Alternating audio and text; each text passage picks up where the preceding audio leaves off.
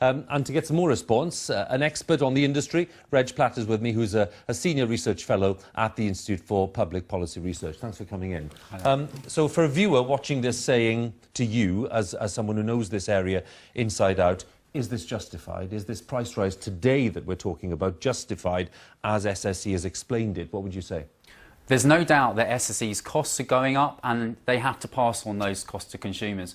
What the important thing is to do is to look into the announcement today and think about the breakdown of those costs and see, are they giving a fair price to consumers depending on the cost increases that they're facing?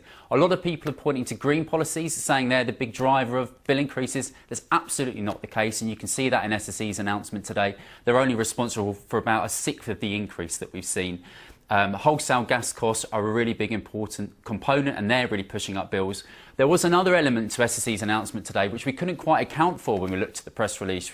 They said wholesale gas costs are pushing up bills, network costs, policy costs, and then there was another element which we couldn't put our finger on. Now that has to be operational costs and profit margins, and there's obviously a lot of interest and a lot of concern about the profits that the energy companies are making, and it's quite unclear to see if consumers are always getting a fair deal in that case. Let's talk a little more, because it's such a controversial area, about those profit margins. Sure. Are they looking healthier than they were? Are they looking like margins that can be defended in this current financial climate? What is your view? So SSE has said in their release today that they've been loss-making for 6 months, and part of the increase today is effectively to make back those losses. So they're increasing their profit margins in order to get back into profitability.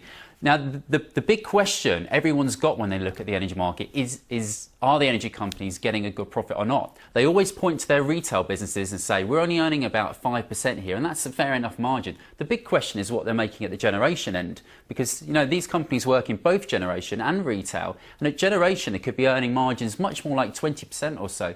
But it's very hard for us to know because there's so little transparency in this market, and those big companies can sell energy between themselves within the company. So it's just, you know, it's very, very hard to know.